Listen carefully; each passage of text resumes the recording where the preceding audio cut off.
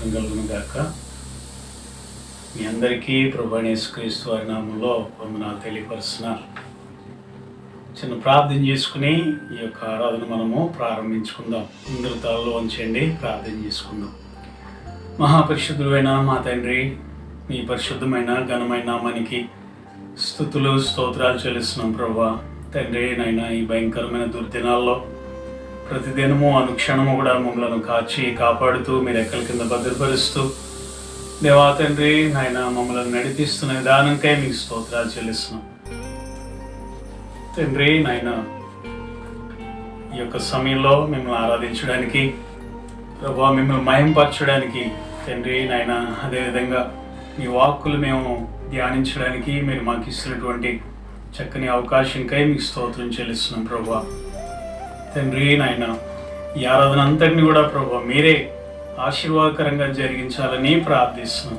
దేవా, పాటలు పాడే నీ బిడ్డలను మీరు దీవించండి, చక్కని స్వరాలు ఇవ్వండి ప్రభు. ఆత్మతో సత్యముతో ఆరాధించుకోవడానికి సహాయం చేయండి. అలాగే ప్రభువా, వర్తమానంలో నుండి కూడా దేవా తండ్రి ఈ దినం నాయన మాతో ప్రత్యేకంగా మీరు మాట్లాడాలని ప్రార్థిస్తున్నాం. మీ అమూల్యమైన వాక్యము ద్వారా మా అందరినీ కూడా ప్రభు మీరు దర్శించాలని ప్రార్థిస్తున్నాం. ఈ ఆరాధన అంతా కూడా ప్రభు కేవలం మీ నామానికే మహిమకరంగా జరిగించి సహాయం చేయమని యేసు నామములో అడిగి ప్రార్థించి వేడుకొంచున్నాము తండ్రి. ఆమేన్, ఆమేన్. Praise Lord. ప్రియమైన దేవుని బిడ్డలారా, ఈ పునరుద్ధాన దినమందు ఈ విధంగా ఆన్లైన్లో దేవుని నామాన్ని మహిమపరిచే భాగ్యాన్ని దేవుడు మనకి ఇచ్చిన విధానాన్ని బట్టి అందరూ కూడా చేతుల పైకి దేవునికి కృతజ్ఞతలు తెలియపరుచుకుందాము. హల్లెలూయా, హల్లెలూయా, హల్లెలూయా, హల్లెలూయా. Praise lord. స్తుతి కీర్తనల పాటల పుస్తకంలో నుంచి 2వ నంబరు పాట పాడుకొని దేవుని మహిమపరుచుకుందాము. హల్లెలూయా, స్తుతి మహిమ ఎల్లప్పుడూ దేవునికి ఇచ్చేదమనే పాట పాడుకొని అందరూ కూడా చప్పట్లు కొడుతూ మాతో పాటు పాడుతూ దేవుని మహిమపరచవలసిందిగా ప్రభుపేట తెలియపరుస్తున్నాం. హల్లెలూయా, స్తోత్రం. హల్లెలూయా, స్తుతి మహిమ ఎల్లప్పుడు దేవునికి ఇచ్చెదము. హల్లెలూయా, స్తుతి మహిమ ఎల్లప్పుడు దేవునికి ఇచ్చెదము. హల్లెలూయా, హల్లెలూయా, హల్లెలూయా, హల్లెలూయా, హల్లెలూయా, హల్లెలూయా, హల్లెలూయా, స్తుతి మహిమ ఎల్లప్పుడు దేవునికి ఇచ్చెదము. హల్లెలూయా, స్తుతి మహిమ ఎల్లప్పుడు దేవునికి ఇచ్చెదము. హల్లెలూయా, హల్లెలూయా, హల్లెలూయా, హల్లెలూయా, హల్లెలూయా, హల్లెలూయా,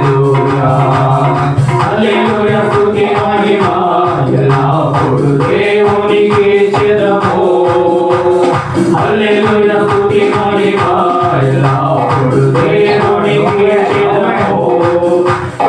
సైన్యములకు అధిపతి అయిన ఆ దేవుని స్తుతించెదము. సైన్యములకు అధిపతి అయిన ఆ దేవుని స్తుతించెదము. అలసాంగములను దాటించిన ఆ యెహోవాను స్తుతించెదము. అలసాంగములను దాటించిన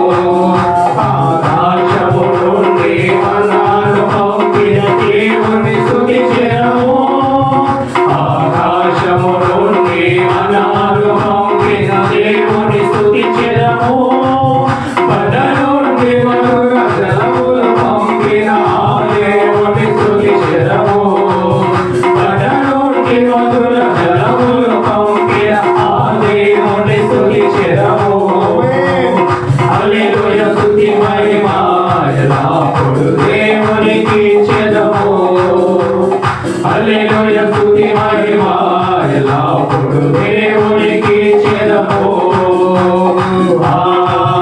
హల్లెలూయా హల్లెలూయా హల్లెలూయా హల్లెలూయా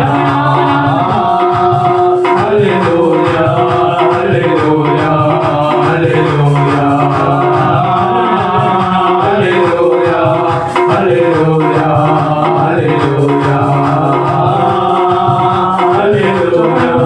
హల్లెలూయా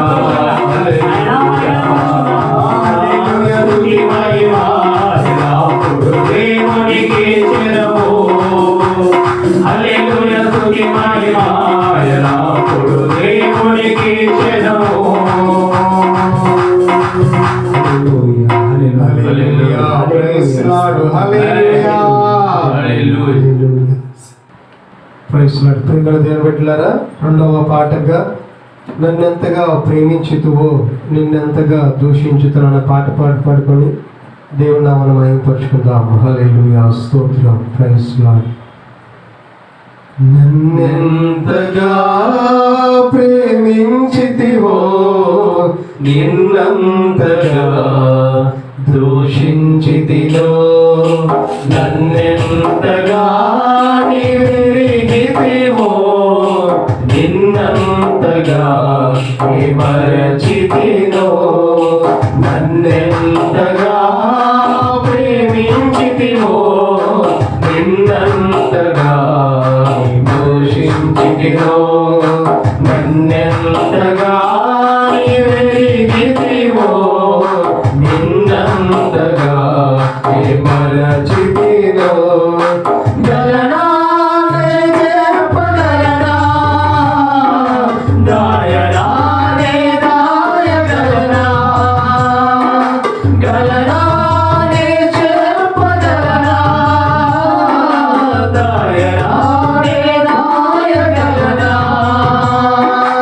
అయ్యా నా యేసయ్యా నాదం తాళం రాగం ఎదలో నీవే ఈ ప్రేమ స్వరము నాదం తాళం రాగం ఎదలో నీవే ఈ ప్రేమ స్వరము నన్నెంతగా ప్రేమించితివో నిన్నంతగా దూషించితివో నన్నెంతగా నీవెరిగితివో నిన్నంతగా మరచితివో ఏ రీతిగా నా ఉదయమును నీ ఆత్మతో దీవించితివో ఏ రీతిగా నా భారమును నీ కరుణతో మోసితివో ఏ రీతిగా నా ఉదయమును నీ ఆత్మతో దీవించితివో ఏ రీతిగా నా భారమును నీ కరుణతో మోసితివో ఏ రీతిగా నా పలుకులు నిలిపితివో ఏ రీతిగా నా కన్నీటిని నీ ప్రేమతో తుడచితివో గలనానే చెప్పగలనా దాయరానే దాయగలనా గలనానే చెప్పగలనా దాయరానే దాయగలనా అయ్యా నా యేసయ్యా నా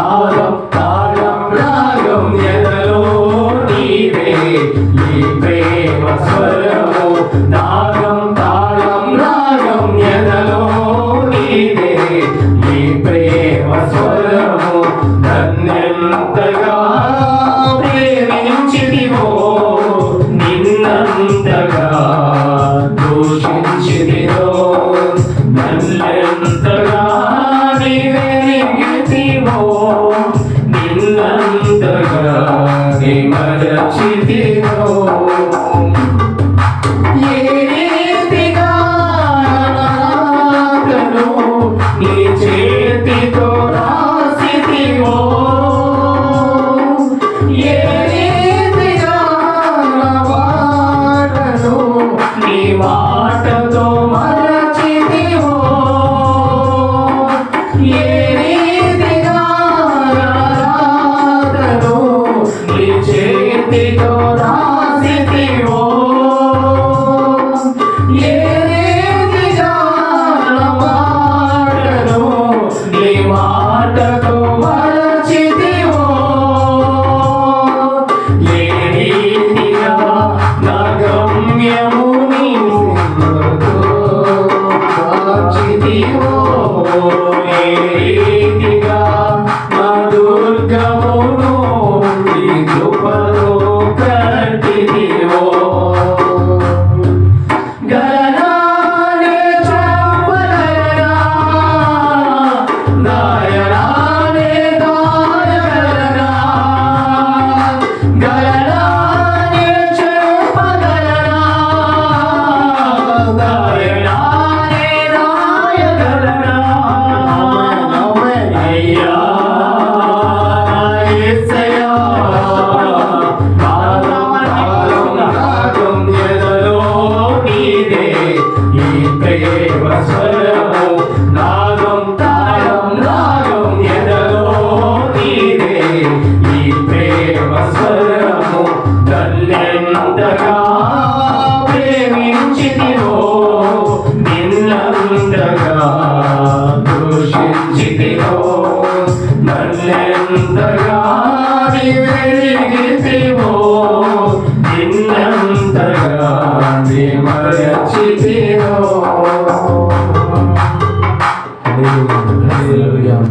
ప్రైజ్ లార్డ్. ఆరాధన పాట పాడుకొని దేవుని నామమును మహిమపరచుకుందాం.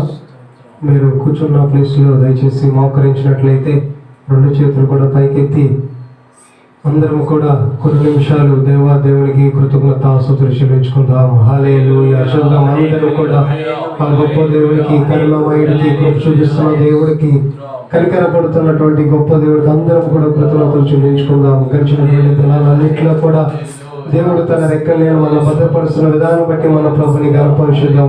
ఈ కరోనా వైరస్ మనం దరికి చేరుకున్నట్లుగా భద్రపరుస్తున్నందుకు ఒకవేళ వచ్చిన వాటి నుంచి విడిపిస్తూ క్షేమాన్ని దయచేస్తున్నటువంటి గొప్ప దేవునికి అందరం కూడా కృతజ్ఞతలు చెల్లించుకుందాం. హల్లెలూయా, హల్లెలూయా చెబుదాం. అందరం కూడా మన ప్రభుని గణపరిచుదాం.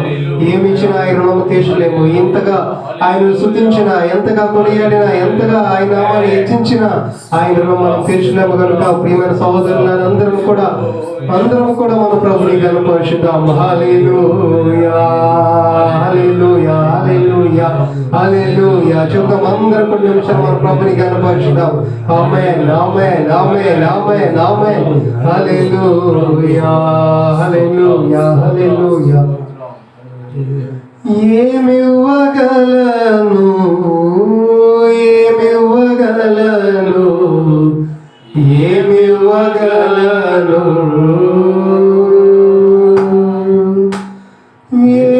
ఏమివ్వగలను, ఏమివ్వగలను, ఏమివ్వగలను. యేసయ్యా, యేసయ్యా, యేసయ్యా, యేసయ్యా, ఏమివ్వగలను,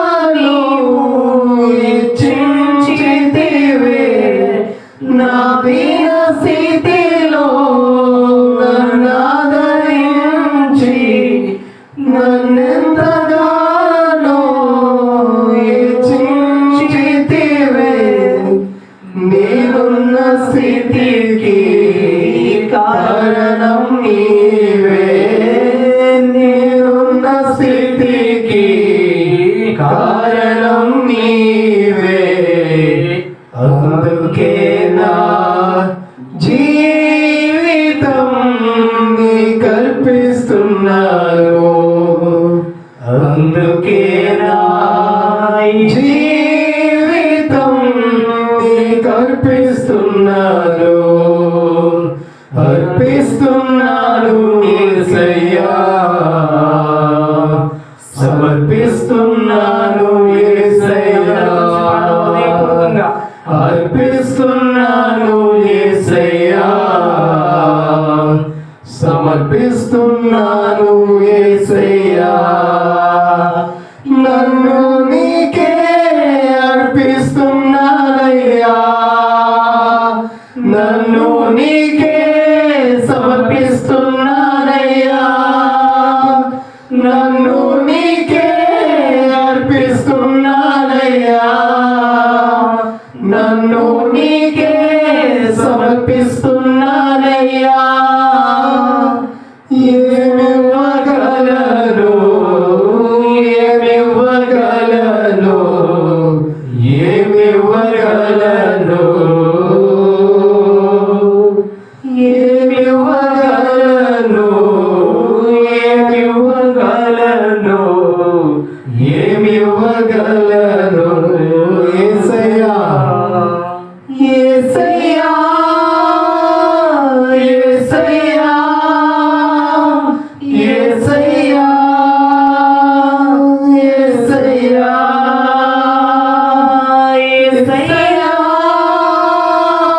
యేసయ్యా, యేసయ్యా, యేసయ్యా, యేసయ్యా,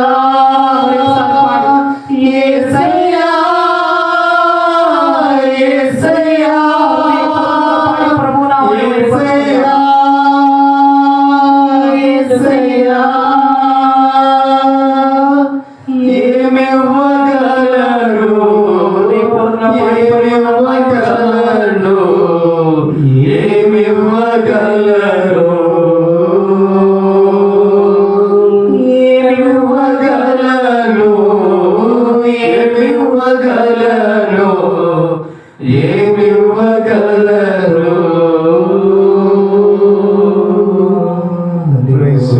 హల్లెలూయా, హల్లెలూయా, స్తోత్రం, స్తోత్రం, స్తోత్రం, హల్లెలూయా, స్తోత్రం. ఏమిచ్చిన మన ప్రభు మన రుణం తీర్చిన మందరు కూడా చెప్పండి, మన ప్రభు నామాన్ని కనపరుచుకుందాం. హల్లెలూయా, హల్లెలూయా, హల్లెలూయా, ప్రైజ్ ది లార్డ్, హల్లెలూయా, హల్లెలూయా, హల్లెలూయా. మంచిది ప్రియులారా, ఇప్పటి వరకు కూడా మనం పాటలు పాడి దేవుణ్ణి ఆరాధించాం.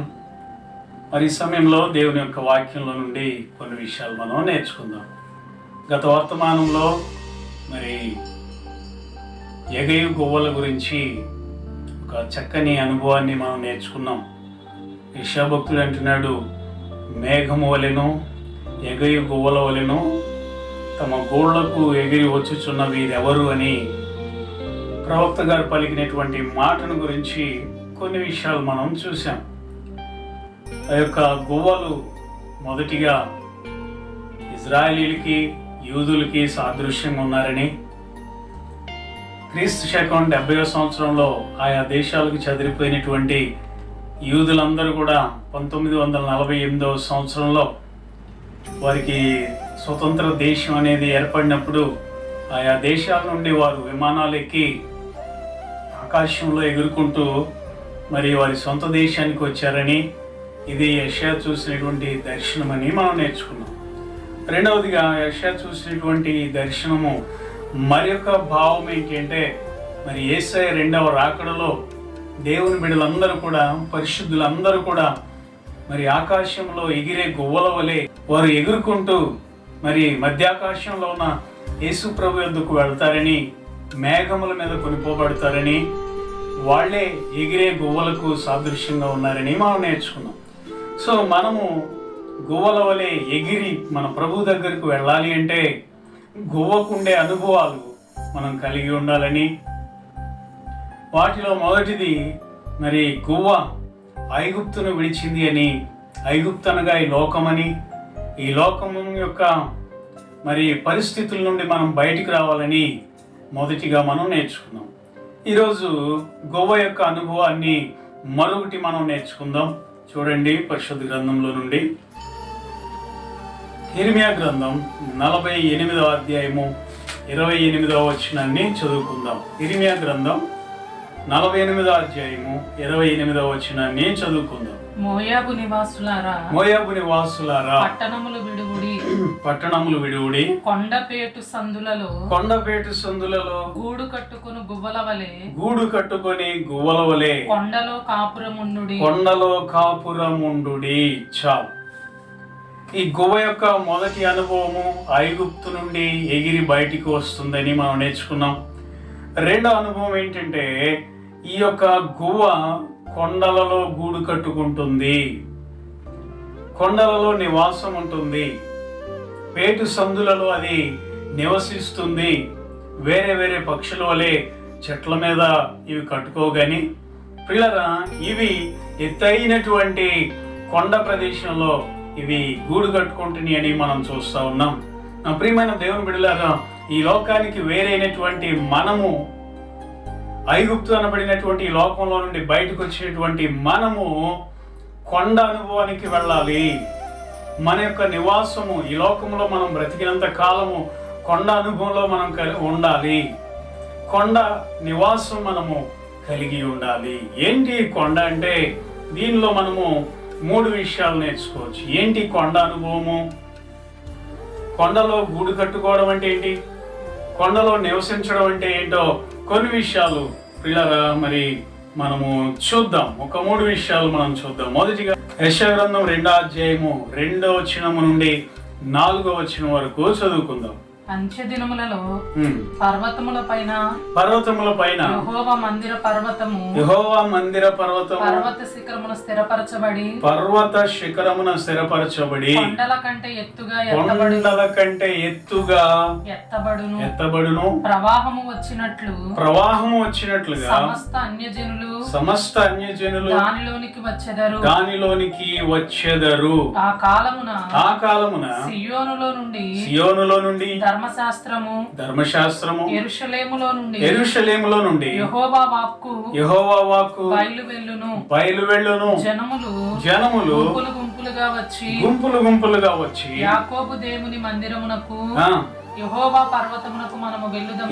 పర్వతమునకు వెళ్ళుదము రెండని ఆయన తన మార్గముల విషయమై మనకు బోధించును. మనము ఆయన త్రోవలలో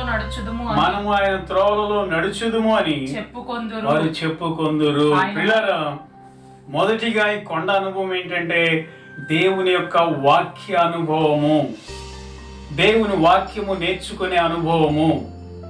గువ్వ ఎలాగున కొండలలో గూడు కట్టుకుంటుందో అలాగున మనము కూడా కొండ అయినటువంటి ప్రభు సన్నిధిలో మనము ఆయన వాక్యాన్ని నేర్చుకునేవారుగా ఉండాలి. ఇక్కడ దైవజనుడు అయినటువంటి యెషయా భక్తుడు అంటున్నాడు కదా, అంచె దినములలో మరి ఆయన యొక్క మందిరం అంట పర్వతములన్నిటికంటే పైగా హెచ్చబడుతుంది. ప్రజలందరూ కూడా, అన్యజనులు కూడా ప్రవాహం వలె గుంపులుగా మందిరానికి వస్తారంట. ఎందుకయ్యా మీరు మందిరానికి వెళ్ళేది అంటే అక్కడ యెహోవా ధర్మశాస్త్రం ఉంది. ఎందుకు మీరు మందిరానికి వెళ్తున్నారు అని అంటే ఇదిగో యాకోబు యొక్క దేవుని వాక్యం ఉంది, ఆయన శాసనాలు అక్కడ ఉన్నాయి. ఎందుకు మీరు ఆ కొండపైకి ఎక్కి వెళుతున్నారు అని అడిగితే దేవుడు మాకు బోధిస్తాడు, తన మార్గమును మాకు తెలియపరుస్తాడు, ఆయన శాసనములు మాకు నేర్పిస్తాడు, కనుక మేము అక్కడికి ఎక్కి వెళుతున్నాం అని ఆ ప్రజలు అంటారంటే.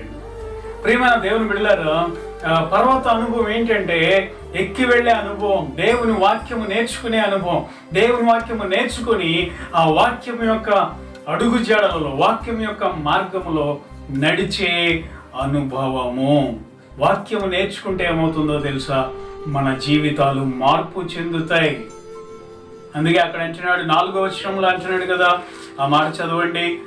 యెషయా గ్రంథం ఇప్పుడు చదివినటువంటి మరి 2వ అధ్యాయము 4వ వచనంలో అంటున్నాడు, ఆయన మధ్యవర్తి అయి అన్యజనులకు న్యాయము తీర్చును.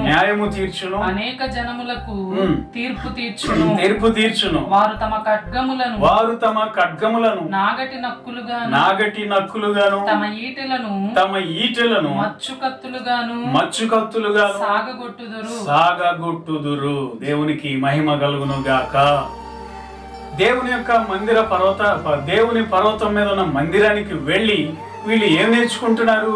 దేవుని వాక్యం నేర్చుకుంటున్నారు, దేవుని ఉపదేశాలు వింటున్నారు, విని వారి జీవితాలు మార్చుకుంటున్నారు. ఎలాగయ్యా అంటే వాళ్ళు మార్చుకున్న విధానం ఎలా ఉంది అంటే వాళ్ళు మరి యొక్క మొదటిగా మనం చూస్తే ఖడ్గములను నాగటి నక్కులుగా మారుస్తున్నారు. అంటే దాని అర్థం ఏంటో తెలుసా? ఖడ్గాలు ఎందుకు ఉపయోగించేవాళ్ళు అప్పుడు అంటే యుద్ధాలు చేయడానికి. ఖడ్గాలు ఎందుకు ఉపయోగించేవాళ్ళు అంటే మనుషుల్ని చంపడానికి. మరి ఇప్పుడు ఎందుకు అదే ఖడ్గాలు మార్చివేసి నాగటి మరి నక్కులుగా ఎందుకు చేస్తున్నారంటే మనం ఇక యుద్ధాలు చేయకూడదు, మనుషుల్ని మనం చంపకూడదు, మనం వ్యవసాయం చేద్దాం, మనం బ్రతికించుకుందాం, మనం పనులు చేసుకుందాం, యుద్ధాలు విడిచిపెడదాం, పోరాటాలు విడిచిపెడదాం, మార్పు చెందుదాం, ప్రశాంతంగా మనం జీవిద్దాం, నెమ్మదిగా బ్రతుకుదాం అనేటటువంటి ఉద్దేశంతో వాళ్ళలో గొప్ప మార్పు అనేది చోటు చేసుకుంది. ఇంకోటి అంటున్నారు కదా, వాళ్ళ యొక్క ఈటెలను మచ్చుకత్తులుగా మార్చుకుందాం రండి అంటున్నారు. ఈటె అంటే ఒక మనిషిని చంపేది, ఈటె అంటే ఒక జంతువును చంపేది, ఈటె అంటే హాని చేసేది. కానీ ఆ ఈటెను విరిచివేసి మచ్చుకత్తులుగా తయారు చేస్తున్నారు. మచ్చుకత్తులు అంటే కొడవళ్ళు, చెట్లు నరికేవి, పిల్లగా మరి మొక్కలు నరగడానికి ఉపయోగపడేవి. ఈటేమో హాని చేయడానికి, ఈటేమో మనుషుల్ని చంపడానికి, కానీ కొడవలేమో కోత కోయడానికి, వాళ్ళు పొలం పనులు చేయడానికి వాళ్ళు మార్చుకుంటున్నట్లుగా మనం చూస్తున్నాం. ఈ మార్పు ఎక్కడొచ్చిందయ్యా అంటే వారు వెళ్ళినటువంటి ఆ పర్వతం మీద, ఎక్కడైతే వాళ్ళు యెహోవా ధర్మశాస్త్రాన్ని విన్నారో, ఎక్కడైతే వాళ్ళు దేవుని వాక్యం విన్నారో అక్కడ వారికి మార్పు వచ్చింది. ప్రియమైన దేవుని బిడ్డలారా, దేవుని వాక్యం ఏం చేస్తుందో తెలుసా? కఠినమైన హృదయాలను కూడా మార్చివేస్తుంది. దేవుని యొక్క వాక్యము చెడ్డవారిని మంచివారుగా మారుస్తుంది. దేవుని వాక్యము వ్యభిచారులను మారుస్తుంది. దేవుని వాక్యము మరి జోదగండను మారుస్తుంది. దేవుని వాక్యము రౌడీలను కూడా మారుస్తుంది. అంత శక్తి గలది దేవుని యొక్క వాక్యము. ప్రియమైన దేవుని బిడ్డలారా, నేను గట్టిగా చెప్తాను ఏంటంటే ఒక వ్యక్తిని మార్చగలిగింది దేవుని వాక్యమే. పోలీసులు మార్చలేరు. ఒక తప్పు చేసిన వ్యక్తిని, నేరం చేసిన వ్యక్తిని, హత్యలు చేస్తున్న వ్యక్తిని, పేగాటాడుతున్న వ్యక్తిని, లేకపోతే ఇంకా రకరకాలుగా చెడు వ్యసనాలకు లోనై తిరుగుతున్నటువంటి వ్యక్తిని ఏ పోలీసులు మార్చలేరు, పంచాయతీలు మార్చలేరు, కోర్టులు మార్చలేవు. పిల్లరా, మార్చగలిగింది దేవుని వాక్యమే. దేవునికి మహిమ కలుగును గాక. ఈ రోజున ఎంతో మంది పిల్లరా భయంకరమైనటువంటి పాపములో జీవిస్తున్న వారు కూడా మారిపోతున్నారు. కారణము దేవుని వాక్యమే. దేవుని వాక్యమే. దేవుని వాక్యానికి విరోధంగా లేస్తున్న వారులారా, మన రాష్ట్రంలో లేదా భారతదేశంలో దేవుని వాక్యానికి, దేవుని సేవకులకు విరోధంగా లేచి మతం మారుస్తున్నారు అని పదే పదే గొంతు చించుకొని అరుస్తున్న వాళ్ళరా, నేను మిమ్మల్ని ఒక ప్రశ్న అడుగుతున్నాను. ఇలాంటి చెడిన వ్యక్తులను బాగు చేయగలరా? మీరు వ్యసన పరులను మీరు మార్చగలరా? పాపంలో నశించిపోయి నరకానికి వెళుతున్న మనుషుల్ని మీరు మార్చగలరా? మీ వల్ల కాదు, ఎవరి వల్ల కూడా కాదు. ఎందుకంటే మార్చగలిగింది దేవుడే, ఆయన యొక్క వాక్యమే. మతం మార్చట్లేదు, వాక్యం మనుషుల్ని మారుస్తుంది. దేవుని సేవకులు మతాలు మార్చట్లేదు, మనుషుల యొక్క మనసులు మారుస్తున్నారు. మార్చేది కూడా మనుషులు కాదు, వారు ప్రకటిస్తున్న దేవుని వాక్యమే. ఈ రోజున అనేక మంది మార్పు చెందుతున్నారు. ఒక ఆయన తెల్లారు లేగితే పేకాట్లో కూర్చునేవాడు, పని పాటకు వెళ్లకుండా పగలంతా పేకాటాడి ఉన్నదంతా అవచేసుకుని ఇల్లు ఒళ్ళు గొల్ల చేసుకుని నష్టం తెచ్చుకుని మరి నెమ్మది లేకుండా ఆ కుటుంబం జీవించేవాడు. కానీ ఒకరోజు అతడు మార్పు చెందాడు దేవుని వాక్యం ద్వారా. ఈ రోజుకి ఆయన పేకాట అంటే ఇష్టపడడు. చక్కగా మంచి ఉద్యోగానికి వెళ్తున్నాడు, మంచి పని చేసుకుంటున్నాడు, కష్టపడుతున్నాడు, తన కష్టార్జితం తన భార్యకి ఇస్తున్నాడు, బిడ్డలకు కావాల్సినవి తీసుకొస్తున్నాడు. ఆ కుటుంబంలో ఎంతో ఆనందం. కారణం ఏంటంటే ఆ వ్యక్తిలో వచ్చినటువంటి మార్పు, ఎలా వచ్చింది అంటే దేవుని మందిరంలో బయలుదేరుతున్న ధర్మశాస్త్రం, దేవుని మందిరంలో ప్రకటించబడుతున్న దేవుని వాక్యము ద్వారా ఆ వ్యక్తి పిల్లల మార్పు చెందినట్లుగా మనము చూస్తున్నాం. కనుక కొండ అనుభవం అంటే ఏంటి అంటే వాక్య అనుభవం, వాక్యము ద్వారా జీవితాలను మార్చుకునే అనుభవము. స్టోర్టుపురం దొంగలనే మార్చింది దేవుని వాక్యం. ఈరోజు ఆ వాక్యాన్ని వాళ్ళు ప్రకటిస్తున్నారు అనేక చోట్ల. రౌడీలను మార్చింది దేవుని వాక్యం. పిల్లల మాంత్రికుల్ని మార్చింది దేవుని వాక్యం. ఈరోజు మనిషిని మార్చగలిగేది దేవుని యొక్క వాక్యము మాత్రమే. దేవునికి స్తోత్రం కలుగును గాక. కనుక ఈ గువ్వ కొండ పేటులలో గూడు కట్టుకుంటుంది అంటే అర్థం ఏంటి అంటే వాక్యముల్లో ఎదుగుతుంది. ప్రియమైన దేవుని బిడ్డ, గువ్వలో ఉన్న అనుభవం ఈరోజు నీలో ఉండాలి. ఏంటి అంటే దేవుని వాక్యం ద్వారా నీ జీవితాన్ని మార్చుకోగలగాలి. దేవుని వాక్యం ద్వారా నీ యొక్క మనసును మార్చుకోవాలి. దేవుని వాక్యం ద్వారా నీ బ్రతుకు మార్చుకోవాలి. మార్చుకుంటే ఎగిరే గువ్వలలో నీవు ఉంటావు. ఎగిరి వెళ్ళే ఆ యొక్క పరిశుద్ధులలో నీవు కూడా ఉంటావు. ప్రభుని ఎదుర్కొంటావు. యుగ యుగాలు ప్రభుతో జీవిస్తావు.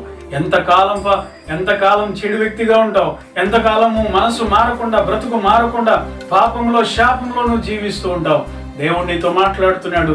ఇదిగో నువ్వు మార్పు చెంది దేవుని వాక్యాన్ని నీ హృదయంలో నింపుకొని ఆ వాక్యానుసారంగా నువ్వు జీవిస్తే నీవు కూడా ఇదిగో ఎగయు గువ్వలలో నీవు ఉంటావు. గువ్వలు ఏ విధంగా ఎగిరి తమ యొక్క గూళ్ళకు వెళుతున్నాయో, అనగా దేవుని బిడ్డలు ఎలాగున ఎగురుకుంటూ పరలోక రాజ్యానికి వెళుతున్నారో నీవు కూడా ఎగిరే గువ్వలలో ఉందువు గాక. యేసు ప్రభు వారు కూడా కొండ మీద ప్రసంగం చేశాడే. కొండ మీద ప్రసంగం ప్రపంచంలో క్రైస్తవులు ఎరుగని వారు ఎవరు ఉండరు. ఆ ప్రసంగం అనేక మందిని మార్చింది. గాంధీ మహాత్ముడు, మన దేశానికి స్వతంత్రాన్ని తీసుకొచ్చినటువంటి గాంధీ మహాత్ముడు కూడా పిల్లరా ఆ కొండ మీద ఉన్న కొండ మీద యేసయ్య చేసినటువంటి ఆ ప్రసంగానికి ఆయన ముగ్ధుడైపోయాడు. ప్రియమైన దేవుని బిడ్డలారా, కొండ అనుభవం ఏంటి అంటే దేవుని యొక్క వాక్యము నేర్చుకుని వాక్యము ద్వారా మార్పు చెందే అనుభవము. వాక్యం వింటే నీలో మార్పు వస్తుంది. వాక్యం వింటే నీ జీవితం మారుతుంది. దేవునికి ఇష్టమైనదిగా మారుతుంది. ఆయన త్రోవల్లో నడుస్తావు, ఆయన మార్గంలో నడుస్తావు. అలా మారగలిగితే నీవు కూడా దేవుని ఎదుర్కొనే వ్యక్తిగా ఉందువు గాక.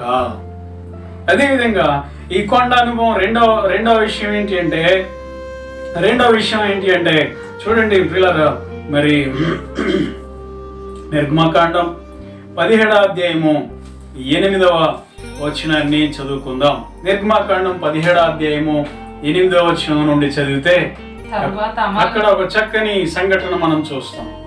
తరువాత అమాలేకీయులు వచ్చి రెఫీదీములో ఇశ్రాయేలీయులతో యుద్ధము చేయగా మోషే యెహోషువతో మన కొరకు మనుషులను ఏర్పరచుకొని వారిని తీసుకొని బయలు వెళ్లి అమాలేకీయులతో యుద్ధము చేయుము.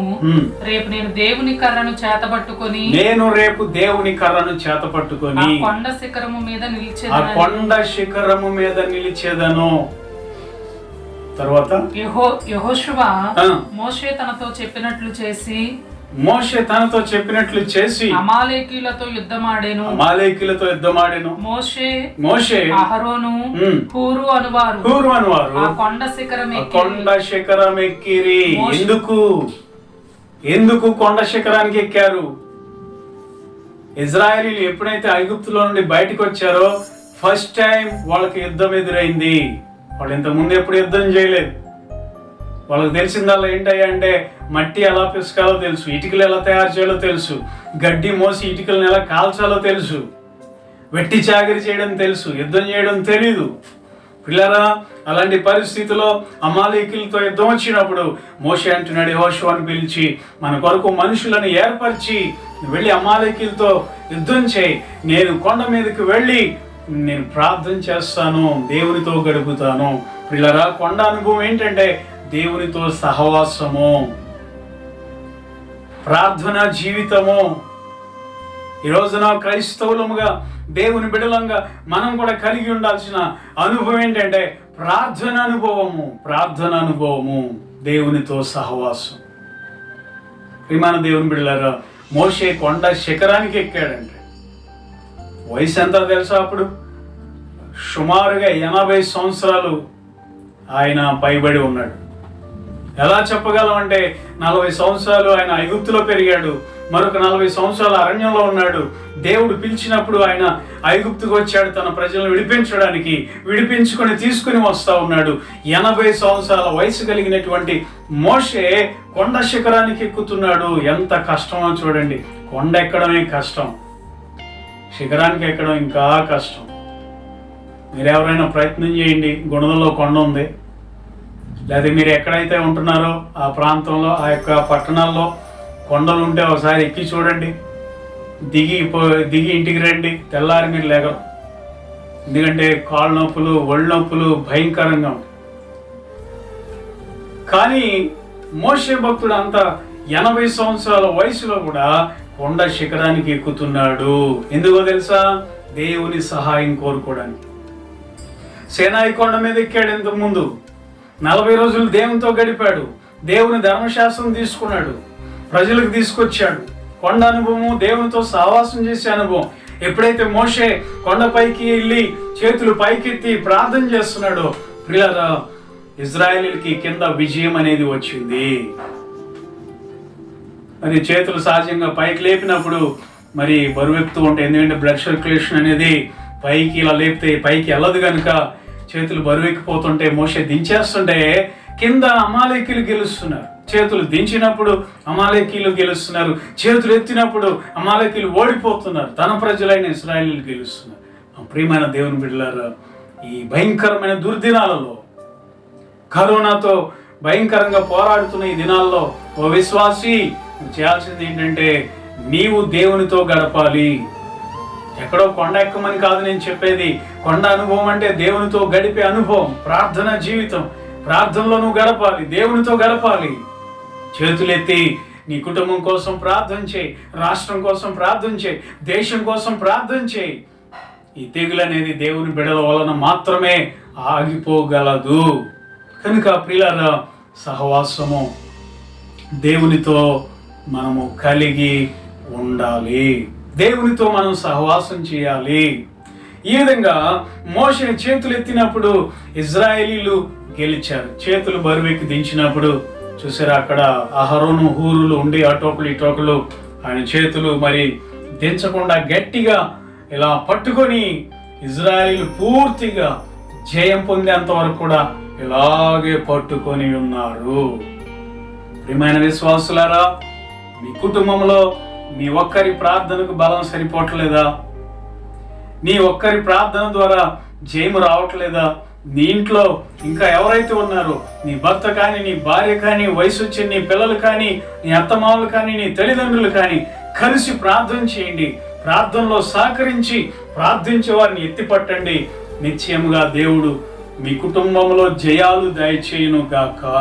కనుక ఒక్కరు చేసే ప్రార్థన కంటే 2-3 చేసే ప్రార్థనలో ఇంకా బలం ఉంటుంది. యేసయ్య అన్నారు కదా, ఎక్కడ 2-3 నా నామమున ఏకీభవిస్తారో వారి మధ్యలో ఉంటానని ప్రభు సెలవిచ్చాడు. కనుక ప్రియమైన దేవుని బిడ్డలారా, కొండ అనుభవం ఏంటి అంటే దేవునితో సహవాసం, దేవునితో సహవాసం.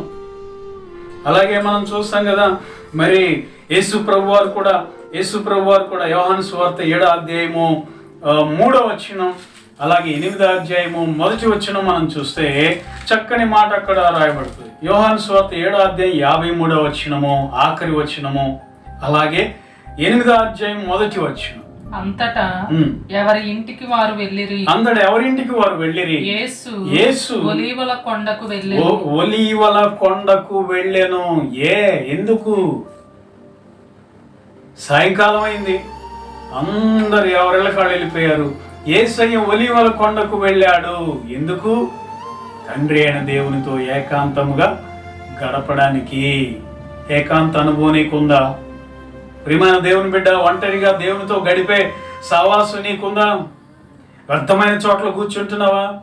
పని పాట లేకుండా వాళ్ళతో వీళ్ళతో గడుపుతున్నావా? వ్యర్థమైన వాటిని చూస్తూ కాలక్షేపం చేస్తున్నావా?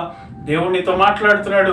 ఇదిగో ఒక గువ్వ ఏ విధంగా కొండపేటలలో గూడు కట్టుకుంటుందో అలాగే మరి దేవునితోనూ సహవాసం కలిగి ఉండు. కొండ అయినటువంటి దేవునితోనూ సహవాసం కలిగి ఉండు. దేవునికి ప్రార్థన చేయి, ప్రార్థన అనుభవం కలిగి ఉండు. దేవుడు నీకు జయాలు దయచేయను గాక. కౌరవ కుమారులను కూడా మనం చూసినప్పుడు అక్కడ వాళ్ళు కూడా ఏం చేస్తున్నారు చూడండి. కీర్తన గ్రంథం 42వ కీర్తన 6వ వచనంలో వాళ్ళు చేస్తున్న ప్రార్థన మనకు కనబడుతుంది. 42వ కీర్తన 6వ వచనం, నా దేవా నా ప్రాణము నాలో కృంగి ఉన్నది, నా దేవా నా ప్రాణము నాలో కృంగి ఉన్నది. కావున యోర్దాను ప్రదేశము నుండి హెర్మోను పర్వతము నుండి మిసారు కొండ నుండి నేను నిన్ను జ్ఞాపకము చేసుకొంచున్నాను. ఎందుకు వెళ్ళావయ్యా మిసారు కొండకి అంటే, నేను కృంగిపోయాను. నాకున్న సమస్యల చేత, బాధల చేత నేను కృంగిపోయాను. నా ప్రాణం నాలో కృంగిపోయింది. అందుకే నేను ఇంటి దగ్గర ప్రార్థన చేస్తే డిస్టర్బెన్స్ అవుతుందేమో, నేను ఇంటి దగ్గర ప్రార్థన చేస్తే నా భార్య ద్వారా, పిల్లల ద్వారా డిస్టర్బెన్స్ వస్తుందేమో, నేను ఇంటి దగ్గర ప్రార్థన చేస్తే నా స్నేహితుల ద్వారా డిస్టర్బెన్స్ కలుగుతుందేమో. అందుకే నేను ఎక్కడికి వెళ్ళానో తెలుసా? యోర్దాను ప్రదేశానికి వెళ్ళాను, మిసారు కొండ మీదకి వెళ్ళాను, హెర్మోనుకు వెళ్ళాను, ఒంటరిగా దేవునితో గడపడానికి. ప్రియమైన దేవుని బిడ్డలారా, మనం ప్రార్థన చేస్తాం. ప్రార్థన చేయడానికి మోకరించగానే ఫోన్ వచ్చిందంటే ప్రార్థన పక్కన పెట్టి ఫోన్ మాట్లాడతాం. ప్రార్థన చేసుకునేటప్పుడు ఎవరైనా ఫ్రెండ్స్ వచ్చారంటే ప్రార్థన ముగించి బయటికి వెళ్తాం. ప్రార్థన చేసుకునేటప్పుడు ఇంట్లో ఏదైనా అలికిడి అయిందంటే, ఏ ఎలుకో వచ్చి కొండలు బొటకరించిందంటే ప్రార్థన ఆపేసి ముందు దాన్ని తోడడానికి పరిగెత్తుతాం. అందుకే నీకు సరైన ప్రార్థన అనుభవం కావాలి అంటే రహస్యంగా నీ గదిలోకి వెళ్ళిపోయి ఎవరితో ఎటువంటి సంబంధం లేకుండా, నేనంటాను నీ ఫోన్ కూడా ఆఫ్ చేసి దేవునితో గడుపు. నిశ్చయముగా దేవుడు నీ యొద్దకు దిగొస్తాడు, నీతో ఆయన సహవాసం చేస్తాడు. అన్యోన్య సహవాసం దేవునితో నీవు కలిగి ఉంటావు. కనుక ఈ గువ్వ మరి పిల్లల కొండ పేటలలో గూడు కట్టుకుంటుందంటే అర్థం ఏంటంటే ప్రార్థన అనుభవం కలిగి ఉంటుంది. ఎవరైతే అలాగున ప్రార్థన అనుభవం కలిగి ఉంటారో వారు ఎగిరే గువ్వలలో వారు ఉంటారు. పరలోకానికి ఎగిరి వెళ్ళే పరిశుద్ధులలో వారు ఉంటారు. ప్రియులారా, ఎవరు ఎగిరే గువ్వలు ఎవరు? మేఘము వలె ఎగయు గువ్వల వలె ఎగిరి వచ్చిచున్న వీరు ఎవరు అంటే ప్రార్థనా పరులు, ప్రార్థించేవారు, దేవుని వాక్యంతో వారి జీవితాలు మార్చుకున్నవారు.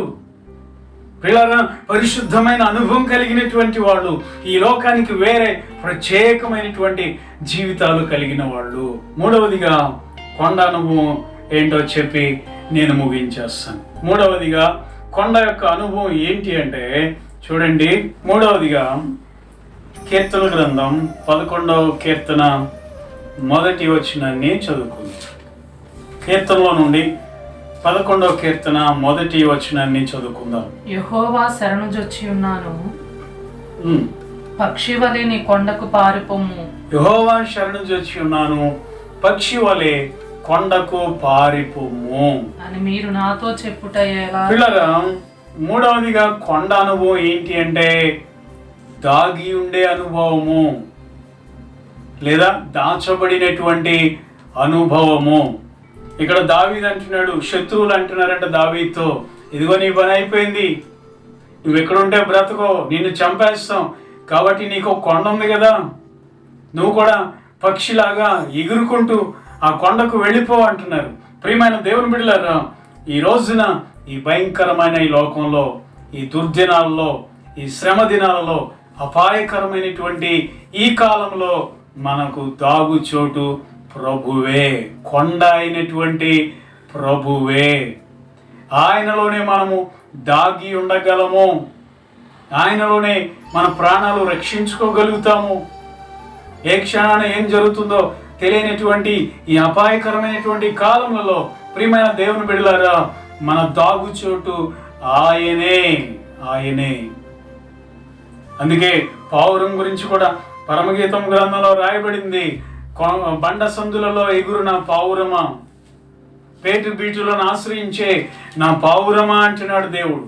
సంఘాన్ని పావురంతో పోలుస్తున్నాడు. ప్రియమైన దేవుని బిడ్డలారా, ఈ పావురము అలాగే ఈ గువ్వ ఇవన్నీ కూడా ఒకే జాతికి చెందినవి. వాటి నివాసం ఎక్కడయ్యా అంటే కొండలలో, పేటు బీటులలో దాగి ఉండే అనుభవం. పిల్లరా, ఒక పావురం కానీ ఒక గువ్వ కానీ మరి ఆ యొక్క బండ సందులలో అది గూడు కట్టుకున్నప్పుడు తుఫాను వచ్చింది అనుకోండి, వరదలు వచ్చినాయి అనుకోండి, బయట భయంకరమైన గాలి వీస్తుంది అనుకోండి, ఏ భయము లేకుండా నిశ్చింతగా నెమ్మదిగా ఆ బండ సందులలో అది హాయిగా ఉంటుంది. మిగిలిన పక్షులు చూడండి, కొన్ని చెట్ల మీద ఉంటాయి, అవి వర్షానికి తడిసిపోయి మరి వణిగిపోతూ ఉంటాయి.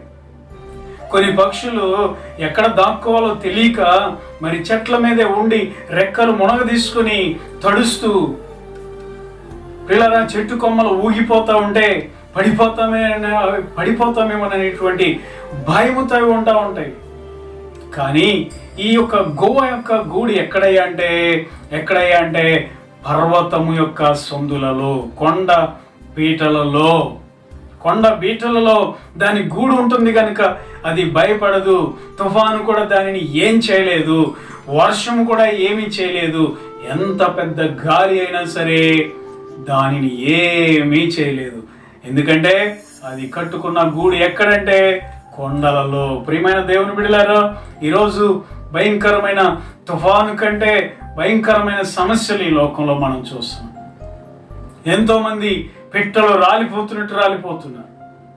ఎంతో మంది ప్రియులారా నెమ్మది లేక, సమాధానం లేక, భయముతో, ఆందోళనతో జీవిస్తూ ఉన్నారు. అలాంటి పరిస్థితుల్లో మన దాగుచోటు ప్రభువే. దేవునికి మహిమ కలుగును గాక.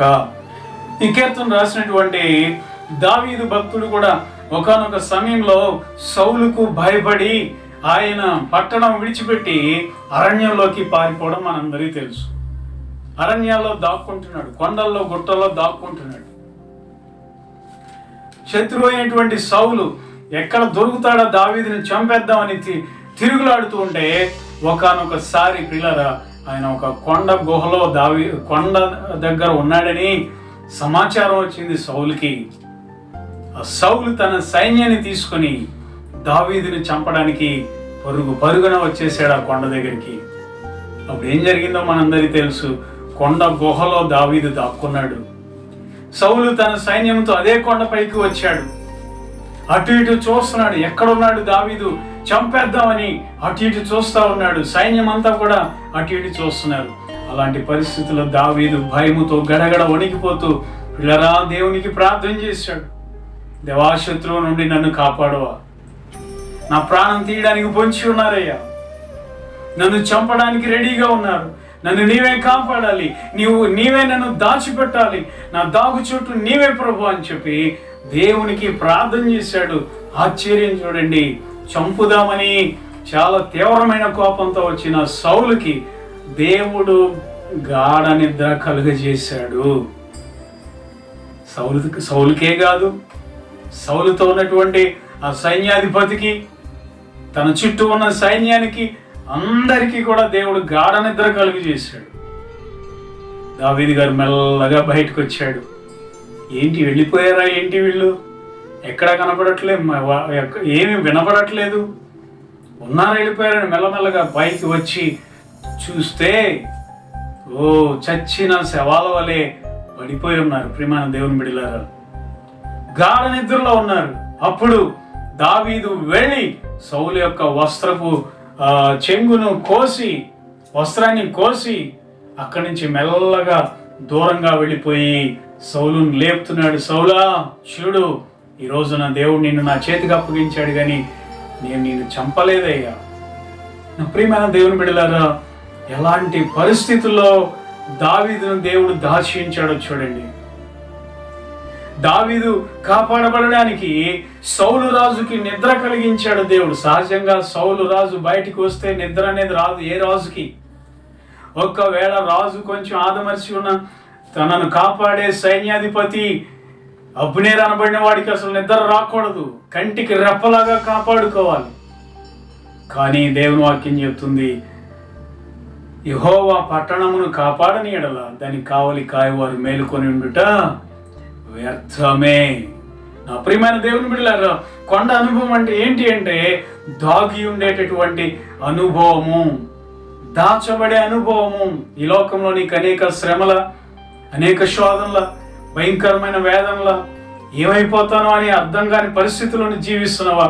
గుర్తుపెట్టుకో, మన ఆశ్రయ దుర్గము దేవుడే. ఇదే దావీదు మరొక కీర్తనలో చక్కని మాటలు చెప్తాడు. 31వ కీర్తన 1 నుండి 3 వచనాలు మనం చదివితే అక్కడ కూడా చక్కని మాట రాయబడింది. 31వ కీర్తన 1 నుండి 3 వచనాలు చదువుకుందాం. యెహోవా నీ శరణు జొచ్చి ఉన్నాను, యెహోవా నీ శరణు జొచ్చి ఉన్నాను, నన్నెన్నడును సిగ్గుపడనీయకుము. నీ నీతిని బట్టి నన్ను రక్షించుము. నాకు నీ చెవియొగ్గి నన్ను త్వరగా విడిపించుము. నన్ను రక్షించుటకు నాకు ఆశ్రయ శైలముగాను ప్రాకారము గల ఇల్లుగాను ఉండము. నా కొండ నా కోట నీవే. దేవునికి మహిమ కలుగును గాక. సో దావీదుకి కొండ ఎవరై అంటే దేవుడే. ఒక గువ్వకు నివాస స్థలం ఏదంటే కొండ.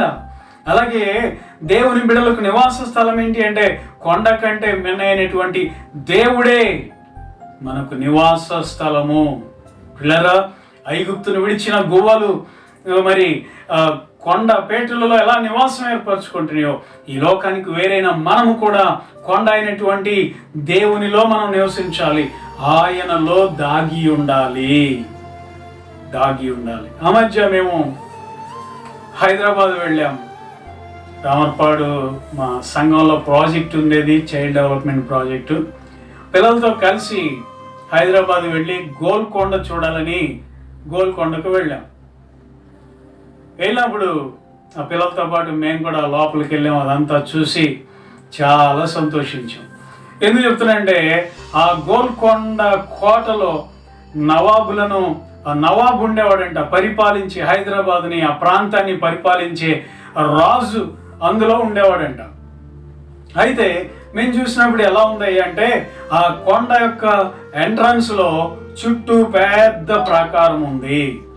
కొండ ఎంట్రన్స్లో ప్రాకారం, ఒక గేట్ ఉంది. ఆ గేట్లో నుండి లోపలికి వెళ్ళాం. కొంచెం పైకెక్కిన తర్వాత ఆ కొండ యొక్క మధ్య భాగంలో మరొక ప్రాకారం ఉంది, మరొక ప్రహరీ, బలమైన ప్రహరీ ఉంది. చిన్న చిన్న బురుజులు లాంటివి కూడా వాటికి ఉన్నాయి. అలా ఇంకా పైకి వెళ్ళి రాజుగారు ఉండే ఆ ప్రదేశాన్ని చూడాలని ఇంకా పైకి వెళ్ళినప్పుడు ఆయన ఉండే యొక్క గుహ భాగము చుట్టూ కూడా మరొక ప్రహరీ ఉంది. ఎందుకయ్యా అంటే రాజు అందులో ఉంటున్నాడు కనుక, ఆ ప్రాంతాన్ని పరిపాలించే నవాబు అందులో ఉంటున్నాడు కనుక, అది ఆయన నివాస స్థలము కనుక 3 విధాలైనటువంటి ప్రహరీలు అక్కడ ఉన్నాయి. ఎందుకంటే శత్రువు వచ్చినప్పుడు మొదటి ప్రాకారం దగ్గరే సైనికులు ఉంటారు, అక్కడే ఆ శత్రువుని చంపేస్తారు. ఒకవేళ ఆ శత్రువు బలవంతుడై ఉండి అక్కడ ఉన్న సైనికులను చంపి కొంచెం లోపలికి వస్తే మరొక ప్రాకారం ఉంది, అక్కడ సైనికులు ఉంటారు, ఆ సైనికులైన వాళ్ళని చంపేస్తారు. చూడండి, మొదటి ప్రాకారాన్ని దాటి 2వ ప్రాకారానికి వస్తే, అదేవిధంగా ఒకవేళ 2వ ప్రాకారాన్ని దాటగలిగితే శత్రువు 3వ ప్రాకారం అంటే రాజుగారి గృహము లోపలికి వెళ్లే ముందు ఉన్నటువంటి ప్రాకారం దగ్గరకు వస్తే అక్కడ మహా సేనాధిపతి మరి బలమైన సైనికులు ఉంటారు, అక్కడైనా శత్రువుని చంపేస్తారు. ఒకవేళ ఆ సైన్యం కంటే శత్రువులు బలవంతులైతే చివరికి ఆ రాజు ఇంట్లోకి వెళ్ళి ఆ రాజుని, తన కుటుంబాన్ని కూడా నాశనం చేసే అవకాశాలు ఉంటాయి.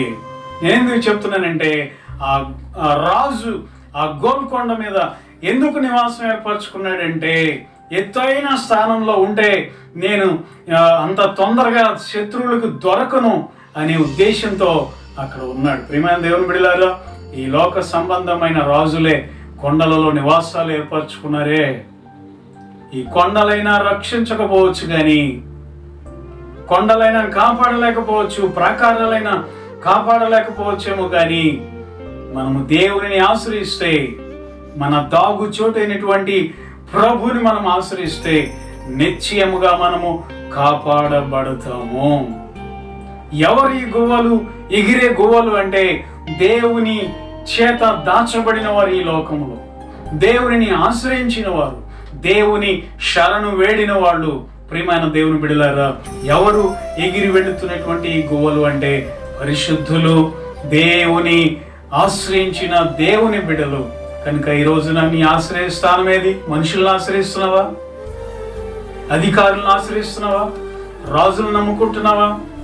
గొప్ప గొప్ప వాళ్ళని నమ్ముకుంటున్నావా? ధనవంతులను నమ్ముకుంటున్నావా? వారు నీకు ఆశ్రయం ఇవ్వలేరు, వారు నిన్ను కాపాడలేరు. దేవుడు మాత్రమే నిన్ను కాపాడగలిగినటువంటి దేవుడై ఉన్నాడు. ఆయన మనము ఆశ్రయించదగిన ఆశ్రయ దుర్గము. దేవునికి మహిమ కలుగును గాక. కనుక ఈ గోవా అనుభవం నీలో ఉందా? గోవా ఎలాగ కొండ పీఠులలో దాగి ఉంటుందో, నీవు కూడా దేవునిలో దాగి ఉండు, దేవునిలో దాచబడి ఉండు. ఒక రోజున దేవుడు ఇదిగో నీ కోసం ఆయన రాబోతున్నాడు, ప్రభు నీ కోసం రాబోతున్నాడు. నీవు ఆయన ఎదుర్కొనే వారిలో నీవు ఉంటావు. కనుక ఈ కొండ అనేది దాగి ఉండే స్థలము. నాకు మరొకటి కూడా గుర్తొస్తుంది. కుందేళ్ళు మనం చూసినప్పుడు కుందేళ్ళు కూడా ఈ బండ సందులలోనే దాక్కుంటాయి. సపోజ్ ఒక కుందేలు పిల్ల బయటకు వచ్చి ఆడుకుంటుంది అనుకోండి, సంతోషంగా అటు ఇటు తిరుగుతూ ఉంటుంది, గంతులేస్తూ ఉంటుంది. ఈ లోపు అడవిలో ఉండే సింహం దాన్ని చూసినప్పుడు దాన్ని తినడానికి మహా ఆరాటంతో పరిగెత్తుకుంటా వస్తుంది. సింహం పరిగెత్తుకుంటా వస్తుంది. పరిగెత్తుకుంటా వచ్చినప్పుడు పిల్లరా, ఈ కుందేలు వెంటనే చేసేది ఏంటంటే పరుగున వెళ్ళి ఆ బండ సందుల్లోకి వెళ్ళిపోయి ఆ బండ సందుల్లో నుండి ఇలా చూస్తూ ఉంటుంది.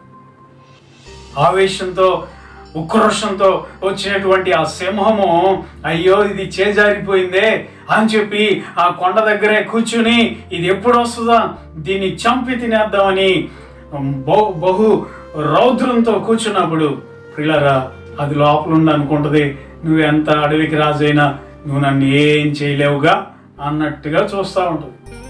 ఎందుకంటే ఆ సింహము దానిలో ప్రవేశించలేదు కదా, పంజాతో దాన్ని కొట్టలేదు కదా.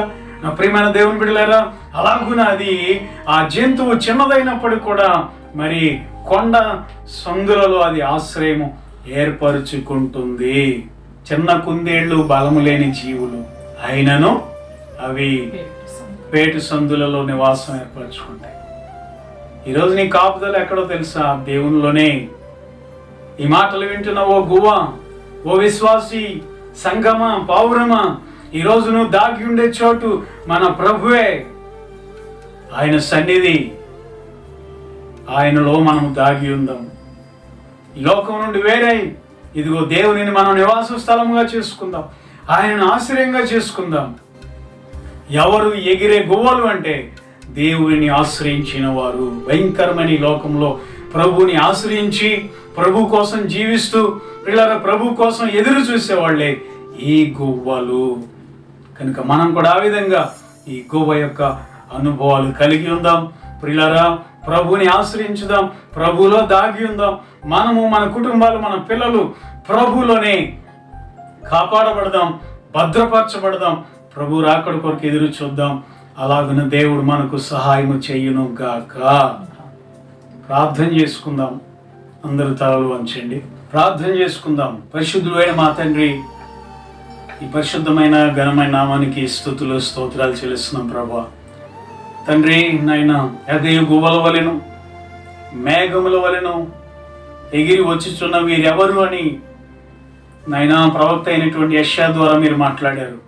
అవును ప్రభా, మీరు పరిశుద్ధులు అని తండ్రి నాయన, మీ శిలువ రక్తంలో కడగబడి మీరు అక్కడ కొరకు ఎదురు చూస్తున్నటువంటి నాయన మీ యొక్క బిడ్డలని మా ద్వారా మీరు మాట్లాడుతూ ఉన్నారు. తండ్రి నాయన, ఐగుప్తు అనబడినటువంటి ఈ లోకం నుండి వేరైన వారిని, అదేవిధంగా ప్రభా కొండ అయినటువంటి నీలో తండ్రి నాయన పర్వతమైనబడినటువంటి నీలో ఆశ్రయం ఏర్పరచుకున్న వాళ్ళని దేవా తండ్రి, మీ యొక్క రెక్కల కింద దాగి ఉన్న వారిని ప్రభా మీరు మాతో మాట్లాడినందుకు మీకు స్తోత్రాలు చెల్లిస్తున్నాం. అవును నాయనా, ఈ లోకంలో మేము దాగి ఉండే స్థలము ఏది లేదు ప్రభువా. నీవు తప్ప మాకు ఆశ్రయం ఎవరు లేరు నాయనా. నీవు తప్ప మాకు ఆధారం ఏది లేదు ప్రభువా. తండ్రి, మీ రెక్కల నీడలో మేము దాగి ఉండేవారముగా, మీరు అక్కడ కొరకు మేమందరము కూడా కనిపెట్టుకునేవారుగా ఉండడానికి సహాయం చేయండి ప్రభువా. మీరు అక్కడ వచ్చినప్పుడు మేమందరము కూడా మేఘముల వలె, ఎగిరే గువ్వల వలె తండ్రి మిమ్మల్ని ఎదుర్కొనేటటువంటి భాగ్యమును, మేఘముల మీద కొనిపోబడే భాగ్యమును ప్రభువా మా అందరికీ కూడా మీరే అనుగ్రహించి సహాయం చేయమని, ఈ మాటలు విన్నటువంటి నీ బిడ్డలందరినీ కూడా పేరు పేరున కూడా మీరే దీవించమని, మహిమ ఘనత ప్రభావం మీ నామానికి ఆరోపిస్తూ మా ప్రభు యేసుక్రీస్తు వారి శ్రేష్టమైన నామంలో ప్రార్థించి వేడుకొంచున్నాము తండ్రి. ఆమేన్, ఆమేన్. తండ్రి అయిన దేవుని ప్రేమ, ప్రభు యేసుక్రీస్తు వారి కృప, పరిశుద్ధాత్మ దేవుని సహవాసం ఈ మాటలు వింటున్న మీ అందరికీ తోడై ఉండి నడిపించును గాక. ఆమేన్, ఆమేన్. అందరికీ వందనాలు. దేవుడు మిమ్మల్ని దీవించును గాక. పిల్లరా, మరి ఎగిరే ఈ గువ్వల గురించినటువంటి విషయాలు మనం నేర్చుకుంటున్నాం. ఇప్పటి వరకు వాటిలో నుండి 2 విషయాలు మనం చూసాం. రాబోయే ఆరాధనలో మరికొన్ని విషయాలు మనం నేర్చుకుందాం. అందరూ వినండి, ఇంకా అనేక మంది ఈ మాటలు వినేటట్లుగా చేయండి. దేవుని ఆశీర్వాదాలు పొందుకోండి. అలాగిన దేవుడు మిమ్మల్ని దీవించును గాక. ఆమేన్.